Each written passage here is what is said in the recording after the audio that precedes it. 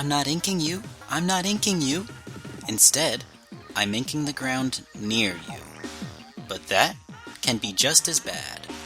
Tonight on the Commune Podcast.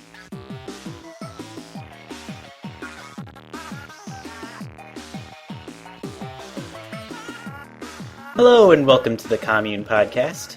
This week we will be talking about the single player in Splatoon.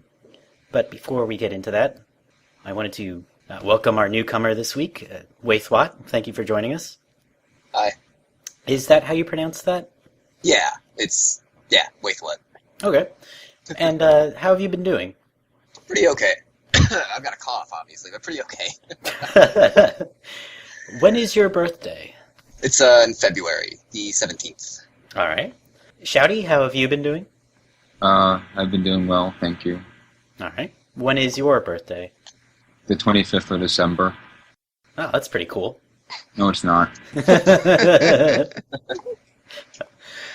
No wonder you're such a negative person. Jeez. Thank you. Wario fan, how have you been doing? Fine. I just had some food, so I'm feeling good. Nice. Yeah. When is your birthday? It's August the 10th. Okay. Yourself, how have you been doing? Just fine. All right. And do you have a birthday? My birthday is August 4th. Oh, so you and Mr. Yeah. Fan here are within a week of each other. Oh boy. Combination birthday party. Yeah. And Xandrio, how have you been doing? Good. Do you know when is your birthday? Today. Oh my god. Oh. I thought you were gonna It's have like like confetti ready or something like It's like that. you asked this question just because it's someone's birthday today. Well, happy birthday. Yeah, thanks. How do you say happy birthday in Yoshi? Yeah. Yoshi! Yes. It sounds right. That convinces me. Yes. Shouty, what have you been playing? I beat New Super Mario Bros. 2. Oh, that was a long time coming. What do you think of it? It was like eating a supersized version of fries from McDonald's. If I want to use food metaphors. Eating size okay. fries. So it's kind of like the junk food of gaming. Yeah. Boy, And that's... ugh. I 100%ed it. Did you? Do you have to get a new kidney now or anything? New Super Mario kidney. So, let me ask, what do you think of Gold Mario? I don't know. I thought it was okay. What? I just didn't like how fleeting he was. Oh, yeah, he doesn't appear that often, but he is really cool. Wait, what's 100% of New Super Mario Bros. 2 in your view? I just got all the star coins and moon coins. But not a million coins. No. Well, maxing I out did the that. integer counter on the coins. I don't want to... I got 3 non-coins. I have a life, you know. You would have far hey. more lives if you had 100 coins. Right. All the lives you can buy. I don't want to give Mario a life. I want to give myself a life. Yeah. That's fair. Wario fan, what have you been playing? I've been playing Kirby and the Rainbow Curse. God, so jealous. So, how different is it from Canvas Curse? Well, it doesn't have power-ups in the sense that Canvas Curse had power-ups. You mean like the regular Kirby abilities? Yeah, Oh, there's none of that. does it still work? Yeah, I mean, sure. It sort of has that epic yarn sort of thing where there's dedicated segments to certain transformations. Oh, yeah, it's okay. I mean, that's a little bit how it worked in Canvas Curse anyway, right? No. Was it? You couldn't like carry power-ups around everywhere. Well, the thing about power-ups is that if you get hit once, you lose them. Yeah, and you can't suck it back up. Yeah, but I mean, in Canvas Curse, you like ran into enemies to get power-ups, right? Yeah. But here, it's like sections dedicated to being a tank or a submarine Yeah. or some such. You also get powered up by stars, though, so... I guess there's that. So what's a star do? A charge attack. Okay. If you get 100 stars, you get a charge attack. Yeah, okay. That sounds exciting. It is very exciting. I think I like that you can collect music from all the other Kirby games in a remix, and it's just sort of nice. I think what gets me about that is that this is no particular anniversary for Kirby or anything. They just did it for the fun of it, and that's what I like about it. It's what Shogo Sakai was doing instead of composing for Super Smash Bros. For Wii U and 3DS. Do I detect bitterness in that complaint? No, I wasn't complaining. It was an observation. Oh, okay. I mean, I know everything I say sounds bitter.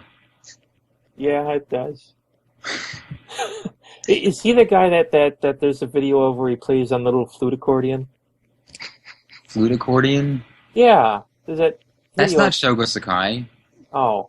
And the instrument you're thinking of is a melodica. Oh. That's not Shogo Sakai. That's some other guy. We may be venturing from the topic at hand. No, so I really want to keep talking about this. So, yourself, what have you been playing? The main thing I've been focusing on is Outland, which was a downloadable platformer on PC and Xbox Live Arcade, maybe PSN also. It's the one that, it's like platformer Ikaruga. Yeah, I always confuse that with Outlast, and they're very different. I don't know what the hell Outlast is. A horror game. So, is Outland horrific? Nah, it's pretty good. As far as current Western platformers go, it's certainly more puzzle-based or like strategically based than something like Explosion Man or Super Meat Boy, which is just purely a manual skill challenge. So, do puzzles revolve around inherent abilities you have, or are there like items you interact with? Well, the main idea of the game is that you can switch between red and blue, and then there are like energy obstacles in the environment that are red and blue. So when you're red, you are safe from red ones, and when you're blue, you're safe from blue ones. Is it just you're safe, or are there things you can touch, like special objects you interact with? So the main way that they develop dynamics is that enemies are also present, which are red or blue. So to attack a red enemy, you have to be blue, and vice versa. So when you stretch or when you place enemies among the like traps, you have to manage what your attacking color is versus what you're going to be able to absorb. That sounds cool. The slight weirdness to it is that you have sort of combos that you hit enemies with, but not combos in the sense of varying strings of inputs, but just that it takes 3 hits to kill an enemy. And the value of that to the gameplay is that it disallows you from being like split-second precise with switching colors to attack an enemy. Right. When you switch to it, when you attack an enemy, you have like a time investment there. Right. You have to wait out the animations. All right. That kind of made me think I want an Ikaruga Splatoon. All right, never mind. What does that mean? Where you can switch between your ink and the enemy ink. Oh, that'd be weird. Yeah, that wouldn't work at all, actually. That kind I of thought undo you the meant game. Inkling's flying a spaceship. Zanrio, what have you been playing? I've been playing some Earthbound recently. On Wii U Virtual Console? Yes. All right, high five. What do you think of it? It's good, and when I first tried it as downloading, I didn't get that far, but I tried out. But I started up again and got more into it. Yeah, Earthbound has a weirdo difficulty hump in that first town. Yeah. What do you think of the combat? I don't know, there's not too much interesting about Earthbound aside from the dialogue. Yeah. Well, I noticed that scrolling HP Yeah. system. So it says like you got mortal damage, but if I kill the enemy before the life goes away, then I still survive. Yeah, Whatever was left then. that's actually a super cool idea. I've Yeah. gotta saved my bacon quite a few times when I played through it. Yes. Yeah. And Waithwat, what have you been playing? Lately I've been playing a lot of the original Binding of Isaac. Oh, wait, the original? There's like a remastered version? Yeah, Okay. I don't have... It's a remake, basically. It has a lot more stuff in it, and it's coming out on new 3DS, Oh. Wii U, and Xbone in like a week, so I've been playing that, the original, to get good, because I'm gonna get that when it's out. Wasn't there some fuss about how that guy couldn't... I mean, this is terrible, I should know his name. That guy couldn't... Macmillan. Yeah, Macmillan couldn't get the game Yeah. on the Nintendo platform, because they were stingy about graphic stuff. It's kind of got some religious-y stuff to it, but I don't remember if that was the actual deal. I really haven't... Oh, that might have just been hearsay. Yeah. Yeah, there was some backstory on that. I can't quite remember what had happened. As far as I know, the indie team at Nintendo was always supportive of getting the game on there, but for whatever the case, it just didn't, and now Sure. here we are. The 40 megabyte limit, maybe. Wait a It's a minute. little joke for... so... That game is like, what, procedurally generated something? Dungeons, yeah. Well, not really procedurally, well, I guess. Yeah, it is Is pretty it- procedural. Isn't it Yes. that it picks from, like, a finite set of rooms, right? Sort of, I think. Oh, it does? There are, Like, it has set layouts, but there's a lot, so Okay, so it is randomly generated then. yeah, more so that. But it's a lot of randomness. Yeah, because I really haven't played it a lot. I got it on a Steam sale a long time ago, but didn't play it until recently. Ah. Such as Steam sales. Standard operating procedure. So, Played my library. how's the core combat? It's pretty neat. It's a shoot 'em up-y-ish, I guess. Like Smash TV or something? I don't think I've played that. Oh, It's like dual stick. yeah. Like Geometry Yeah, Wars. yeah. Shooting in the four directions. The big fun thing about it I enjoy is all the power-ups you get and how they can combine with each other. Oh, Like, I was just doing a run before this call, and I'd gotten one that's just a big laser beam you shoot that you have to charge up. You can't shoot until you charge it. But I'd gotten another power-up after that lets you charge your regular tier shots that you can shoot. The more you charge it, the more it does damage. But those two together, it's still the laser, but I can shoot it any time. It's just more damage with the charges. oh, nice. Okay. That's pretty cool that they got those weapons playing together. Alright.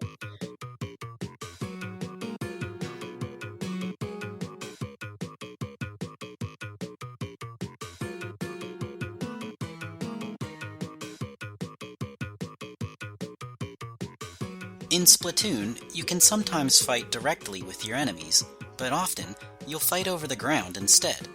You'll ink it your color, an enemy will ink it their color, and you'll go back and forth that way. In this way, the ink system promotes an indirect sense of interplay. Instead of just shooting at each other, you can also shoot at something between the two of you. This time, we get at how this system works, and what it's like to fight with someone indirectly.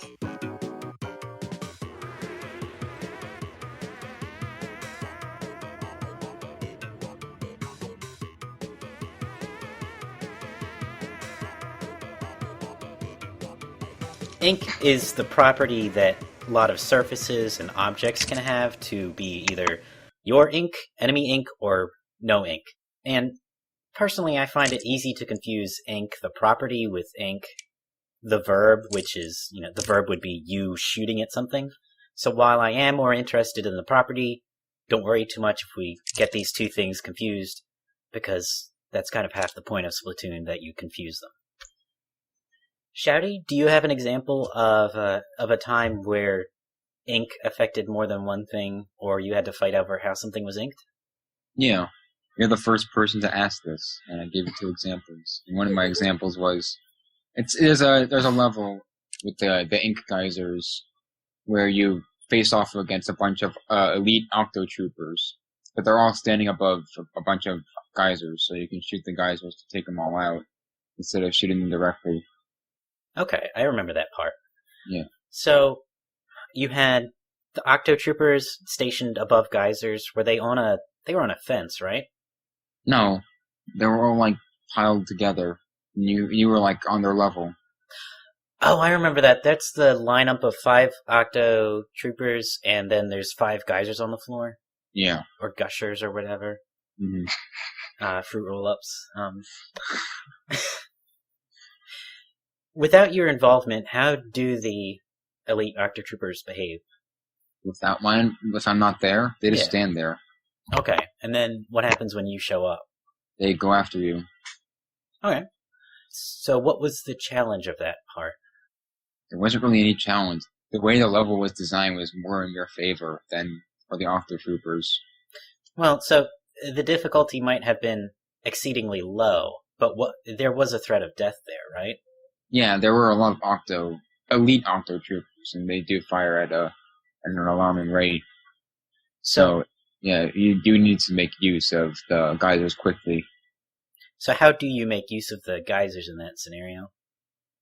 I don't think the octo troopers are directly on top of the geysers, so you have to lure them on while still dodging their attacks. So you can ink the geysers and also attack and use that as cover. I'm not sure if they can fire through it or not, but you can definitely use it. I'm not sure either. But I do know that having it prepared for it being lured over is a good plan while you are shooting it. Why would you use the gushers in that case? Why would you? Yeah. It'd make your ink more prominent. Right, you can one-shot them with the geyser, whereas your own gun might take a few hits. Yeah. Okay. Was that pretty cut and dry that you got all 5 of them into a gusher? Yeah, I think so. Okay. Might have had to shoot them up to get them to not stop shooting at me. Right. But they were ultimately done in by the geysers. Okay. Waithwat, do you have an example of an instance where ink affected more than one thing, or you had to fight over how something was inked? Those little Octoball guys, plus the boss is basically a giant one. What was he called? Octowhirl, I want to say? That sounds right, yeah. Mm-hmm. How, once they get into your ink, they're slowed down and super easy to take out, the little guys. But the boss, more so, in that you had to make sure you had a wide enough area, and as it was going, it would still take up some of your stuff, Like, I had done the Amiibo challenges, I think the girl one with the sniper, right? Yeah. I had a lot of trouble with that boss in that, because I just couldn't get a wide enough area to get it to stop. Oh my. Yeah. So, go ahead. Just go back a second. What does the boss do, like, even before you start shooting? Mostly it's spinning around on like a top, spreading ink out around itself, and I think after a bit it'll target you and roll towards you, Goron style. Yeah. Which is when you need to get it to stop. Okay. Which, it's a really fun boss fight, because you have to position yourself so it'll go through the ink you've set up, and you have to make sure you have enough, because if there's not enough, it'll just keep going and probably crush you if you don't get out of the way. So what goes into the process of considering where you go? I mean, it'll roll straight towards you, so you just kind of have to keep the ink you've made between you and it as it's spinning like a top, because it'll move around the area. It usually stays towards the edges, I want to say. But first phase, it's not too hard, but the second phase, I want to say, the areas start spinning in like 3 sections, and then third phase, half of it turns uninkable, which gets tough. So you have to make sure you've got enough cover up between you and it, which can be difficult since your ink can end up halfway on the other side of the map if you're not paying attention. Yeah, that's a pretty cool boss battle where they get a ton of mileage, and there's no use of the jump button or anything like that. None of the platforming comes in. Mm-hmm. It's fun that they play with how ink occupies space by first spinning the platforms and then reducing the inkable space. Mm-hmm. The first boss did something similar with its side panels. turning uninkable and moving too after phases, I want to say. That's right. Yeah, you in the final phase, there's only 3 plant panels you can ink on that first boss. So you mentioned that boss was in the sniper add-on content. Do you think that was a good fit? Yeah, they all have all the bosses, but that one, I'd say that one got a lot tougher with the sniper since, it's tougher to get a good amount of ink covered while still keeping an eye on the enemy, since you'll have to shoot sideways, basically, if you want to. Well, I guess you could keep an eye on it vertically. I just feel like it's easier shooting sideways, so I can get a wide area covered that way, Yeah. It's definitely a boss that wants you to ink a whole lot of area. Mm-hmm. Whereas other bosses, like the stamp guy, you mostly need to ink an escape route. Yeah. Okay. I would say in some sense, despite the fact that it doesn't use pits or the standard platforming obstacles, I think that boss makes you most conscious of, controlling space via ink. Needing to ink a wide area makes it more difficult to give yourself an immediate escape route. You tend to have to ink till the last second and get out right before the boss can attack you. Or, hopefully the boss stops at your feet and you don't need to run away. Mm-hmm. I guess you could phrase it as you need to pay the most attention to where platforms are, even though you're not quote-unquote platforming. Yeah. All right. Yourself, do you have an example of an instance where ink affected more than one thing, or you had to fight over what something was inked? Yeah, one instance where I think there was a lot of fighting over what was inked was in the sniper level. There's a sort of circular arena where there's a sniper in the middle on sort of a tower or a little hill, and then there's a gap between that and the circular platform that you're free to run around on, and you can cross the gap by squid jumping, but it's too big to regular jump across.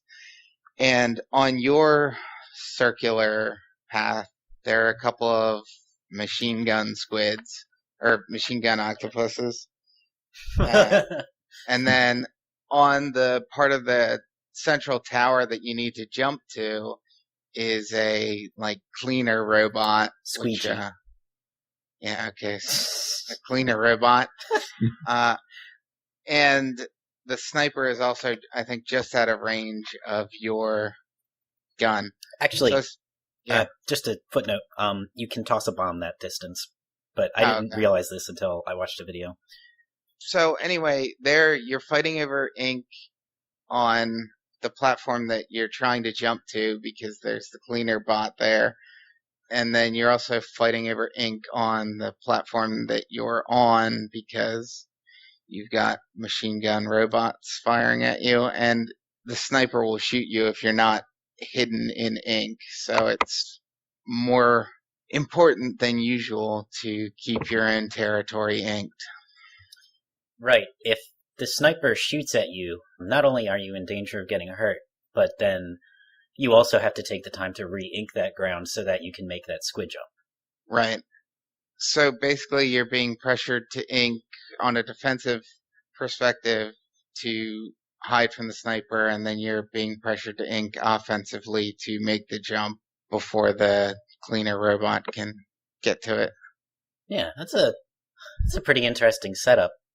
I think that the sniper level in general, and that situation in particular, ignoring the fact that you can throw a bomb or whatever, stresses the need to use ink outside of just aiming at enemies. You're going to be out of the range of the snipers for a long time, so you are using it more from a stealth perspective, which I think is the most interesting aspect of Splatoon, the sort of implied stealth gameplay of the ink, and something that isn't necessarily emphasized in the more platforming heavy stages. But I think that when you look at the game as really just a shooter, then that scenario sort of encapsulates what the ink is there for.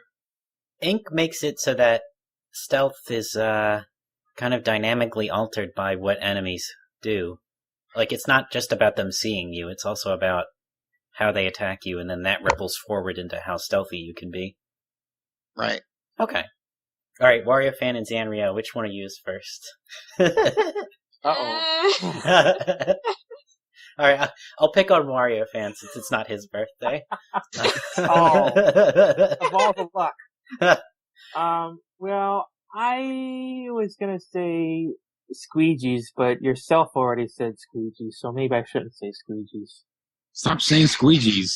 So, what about the, do you remember the sponge level? Yes, I do. Can you describe a scenario there where you had to fight over how something was inked? Well, yeah, I mean, the sponges, they grow if they get your ink, and they shrink if they get the enemy ink, so, the enemy will try and stop you if they see you trying to advance on the sponges. They're like, no, I won't let you do that. And then they ink the sponge and it shrinks. Okay, so, not only do they damage you with ink, but they also damage the very footing you're on. Right, and that could cause you to fall into the endless abyss under your feet. Yeah, that kind of horrific thing below you. And then you splat somehow.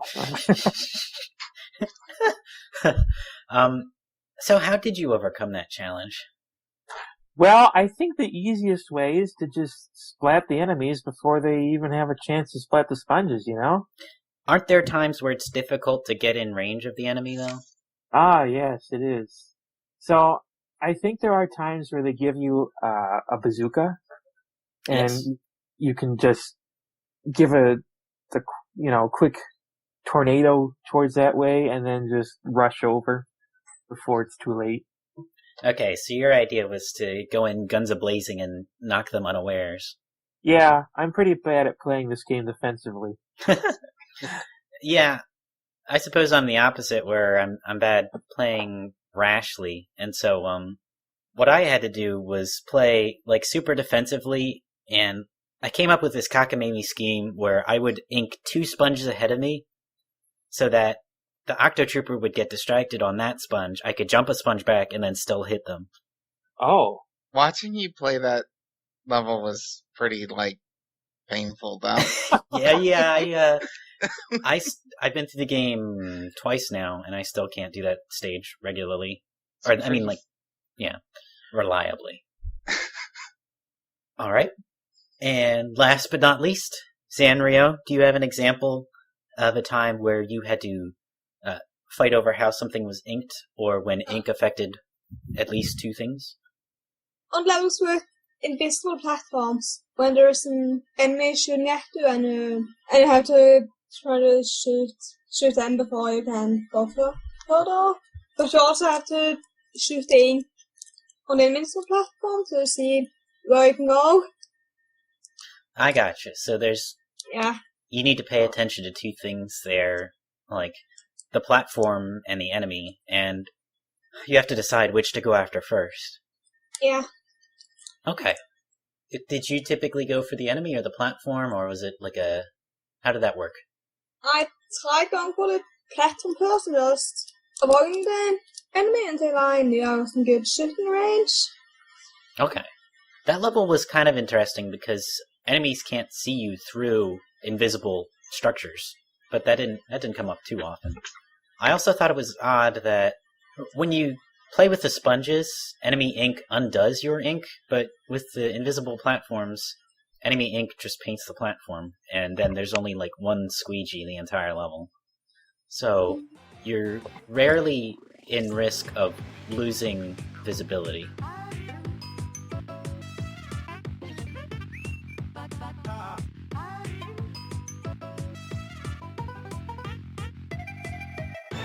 In Splatoon's single-player mode, your gun shoots ink like water from a hose.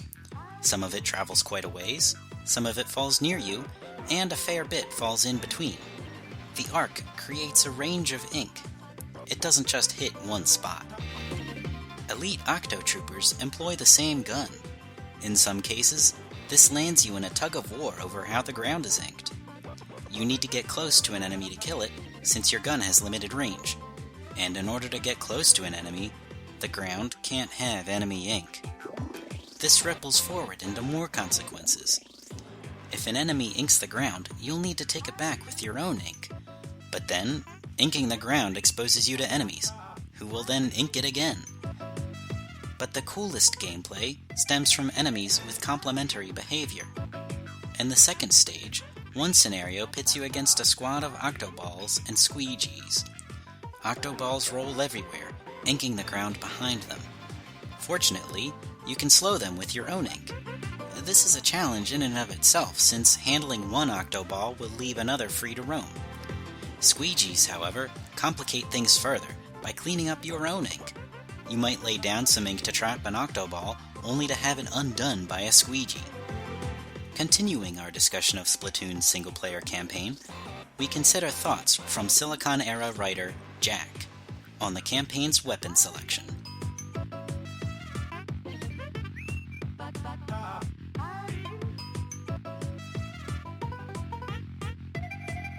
I was looking up journalism on Splatoon, and I came across a post on Silicon Era by Jack called "Despite the multiplayer focus, Splatoon's single-player easily holds its own." And in this piece, Jack writes, "While it would have been cool to tackle all of the levels with the other two kinds of weapons, it's pretty evident that most of the levels were designed with your basic moveset in mind, so it might be for the best." So I wanted to ask, Sanrio, were you disappointed by the lack of weapon variety in single-player? Not really. Thought it would be fun to have some other weapons in other levels. Yeah. Yeah. Do you have, I could switch up the bombs and stuff, but I really just stuck with the regular one for most. Yeah, bombs are kind of a nuanced thing to use. Yeah. Do you have the amiibos?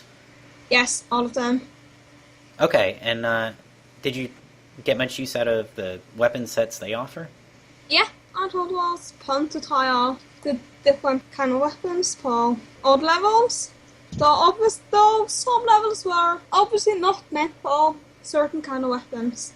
Right, like the rolly boss and the sniper rifle. Yeah. I think for a lot of levels, the roller was kind of difficult to use Yeah. because of its short range, especially for a level like the sniper one. Oh. Oh yeah, that's... Yeah, using so- the roller with high walls is really Yeah. tricky. Yeah, Yeah. and also the limited ink levels, where if you died, you still had lost the ink you had used. Oh yeah, the limited ink levels. So you kind of had to survive the whole time. Or... Oh, That's pretty those are harsh. brutal. Those were a Yeah. nightmare. So, Don't even get me into the Kraken levels. What? What's wrong with those? What? Those are Too fun? easy. Those are the best. Too easy. That's No, exactly why they don't were. yeah, Fun? that's, yeah, Those are the baby levels. I like level. baby levels. What's Baby a part. Kraken? We got Yeah. to play as a Kraken the entire time. Yeah. But even though there was a time limit, that was basically pointless. What is a Kraken? No, you know, Kraken you can turn into. It's a special weapon. No, I have no idea what you're Have talking you about. played Splatoon? Have you? It sounds like you're asking, like, what's going on? What's Yeah. a Kraken? What's a poppin'? Yeah. Oh, so, Kraken music. so Wario fan, were you disappointed by the lack of weapon variety? No, for the most part, I really did feel like the because I have the amiibos too, and I did feel like the just a regular splatter shot was a good fit for the levels in general. You feel like most levels were designed for it. Yeah. Besides, I really liked how the fish eggs let you upgrade the splatter shot, so that was pretty cool. Yes, I enjoyed that. I just got the last upgrade. It's pretty killer. Shouty, were you disappointed by the lack of weapon variety in single player? No, I think the upgrades that you just mentioned were provided enough variety as it is. Okay. Is that to say you got much mileage out of the different bombs? Yeah. Well, actually no. But I think having just one weapon to upgrade made things more focused. And if you had a bunch of different weapons you need to upgrade, it kind of dilute my choice options. Yeah, it is just a 5-hour game. Yeah. Alright. Yourself, were you disappointed by the lack of weapon variety? I mean, it was hard to be disappointed considering I didn't even realize other weapons existed until after I had finished the single player.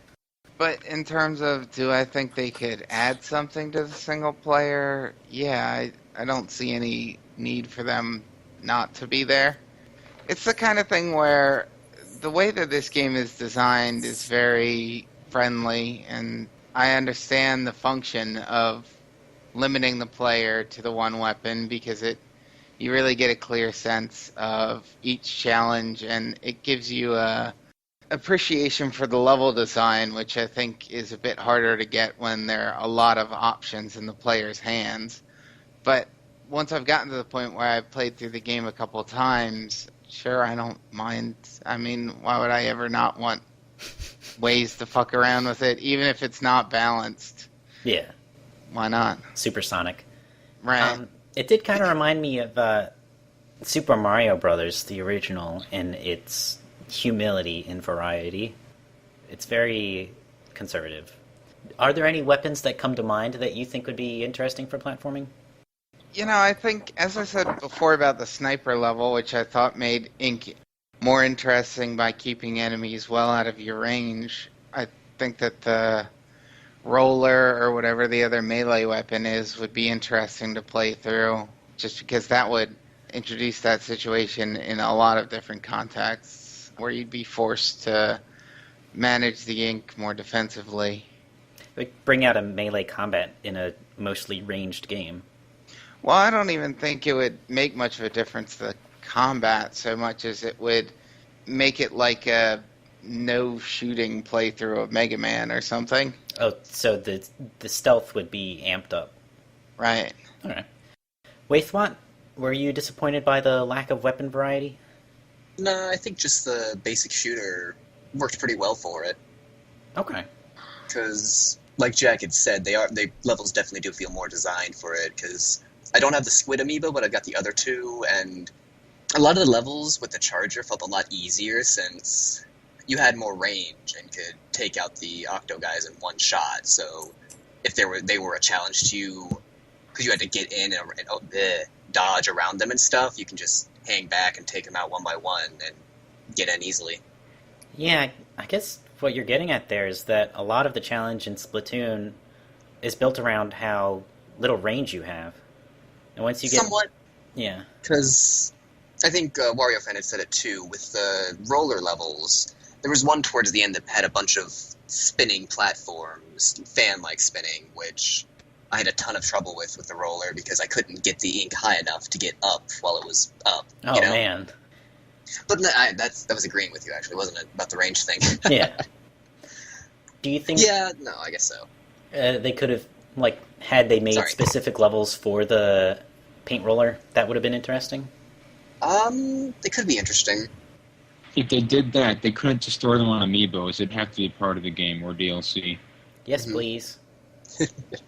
Yeah, They would never make new game content and just put them on Amiibos like that. Yeah. I actually, the other day, yourself already knows this story. I was thinking, I put so many hours into Splatoon, it wouldn't hurt me just to get a couple of Amiibos, and then, they're $100 on Amazon, and then I redoubled my fierce opposition to Amiibo's existence. That's fair.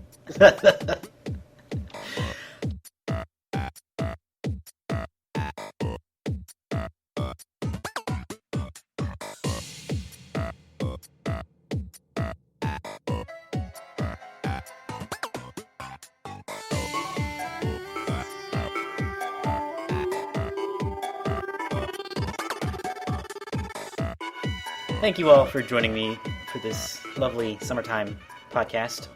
Waithwat, it's been bugging me. Would you want a pet Zapfish? Totally. Okay. Especially if you could provide some power and save on the bills, Yeah, it's pretty practical, isn't it? Right? I think you'd have to declare that on your taxes. Good point. Wario Fan, would you want a pet Zapfish? I think I'd take a Zapfish Amiibo. Oh. It's not quite the same thing. Are you sure? It could be electric powered for all you know, glow in the dark Amiibo. Wario Fan just wants to make sure his money's gone to Nintendo, that's all. Please. I want a Bob Hoskins Amiibo, but I don't want a Bob Hoskins. Are you sure? told you. I told you the Bob Hoskins amiibo will come with the Albano amiibo. So Sanrio, would you want a pet Zapfish? Maybe as a Yes. birthday present? Yeah, definitely. What would you name it? I don't know. Pikachu. Pikachu. Surfing Pikachu. Yes. Shouty, would you want a pet Zapfish?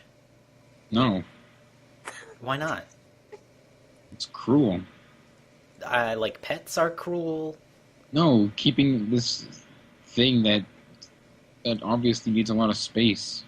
So, yeah, okay. Like, if you kept a bull in your house, that would be kind of mean. Or an ostrich. A bull for an ostrich? Those Is are that where the two it things was just- that need space. Those are the Was it- two things Golem has been dying to get as a pet. He's been held back. an ostrich and a bull. Alternatively, I've been playing too much Donkey Kong. I'd rather have one of those Zapfish plushes. Alright. Does it also glow in the dark? It doesn't look like it. When do we get a Zapfish plush amiibo? It just layers on layers of market there. I can't wait for the amiibos. Oh yeah, the Super Smash Brothers Collection amiibo. Yes. Wasn't This this a looks tiny. Christopher Nolan movie? Anyway. Yeah, Memento. Yeah, thank you. I think While well, we're on you, would you want a pet Zapfish? No, I'm afraid some little squid kids would show up at my house and start shooting paint everywhere. new level, your Cell's house. Yeah, he was talking in the last podcast about how arenas were so small. Yeah. An apartment is not. Yeah. It would just be like the apartment. It would look like the apartment in the, loading screen for Splatoon. Oh, yeah. They do have a map for that, so Yeah. Yeah, no, I like that joke. As for me, I wouldn't want a pet Zapfish because I would probably hurt myself. You hurt yourself even without the pet Zapfish. Well, yeah, I don't need more ways. Waithwat, any final words before we say au revoir? Go Team Water Slides. Oh, okay. Water slugs? Yep. Water Go team slugs. meeting. Sanrio, any final words? Go team meeting.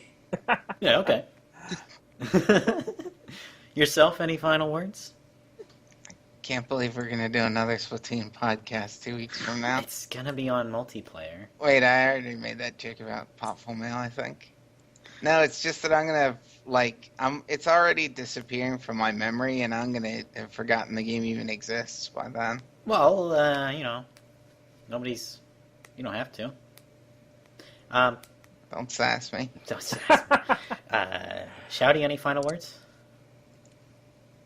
If we do another podcast, it better be on the same day as another Splatfest. I don't know. When's the next Splat Fest? I don't know. Well, we could time it to be on mine or Wario Fan's birthday. Those are coming up. Yeah. Yeah. I'm out next weekend, so it would be the weekend after, which is pretty close to Birthdayville. is that how we celebrate birthdays, by doing podcasts? What is it? That's Right, how well, we already celebrate got the one. podcasts. We have everybody's birthday now. Yeah. It was Gotta Sue's catch 'em last Saturday. We should do something for that. Whose Yeah, birthday? let's go do something for that. Let's go back in time and do it. There we go. Let's see. I asked yourself, Sanrio, Shouty. Mario Fan, did I ask you for final words? No, but I think I've said enough words. I think I've overstayed my quota of words this podcast. Would you like to take back any words? Several, but I would spend too many words taking back the words, so Yeah, gotcha. it'd just be pointless. It's a slippery slope. Well, thank you all for joining me, and I think we got some nice inky tidbits. Later. Ew. Does sound gross. It can't be any more grosser than the bosses exploding. Yeah, it is violent. I don't think I found that gross. Don't they explode into confetti or something? No, they explode into ink. This isn't like a Mario game where they explode into dust and stars. This is like biological fluids. Yeah, but it's biodegradable, so who cares? Spraying everywhere. Ugh. I mean, it'd be like if someone shot you up with blood and then you exploded it with your own blood. Blood pinatas. God. Yeah. Did you say if someone tied you up with blood? No, How if would that someone work? shot blood at you. Someone. You mean if you got a blood transfusion and then you, exploded too much blood? I'm still recording. Good.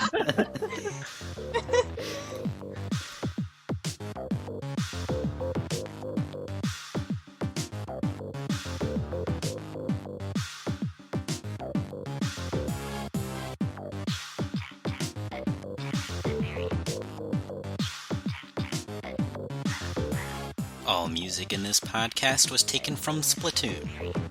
I'll leave you with this final thought. Ink changes the way you interpret space in Splatoon. In many shooters, keeping your distance is a sign of skill and strategy. By staking out a position far away, you can catch your foe unawares, and if you hit them from far off, you're skilled at aiming.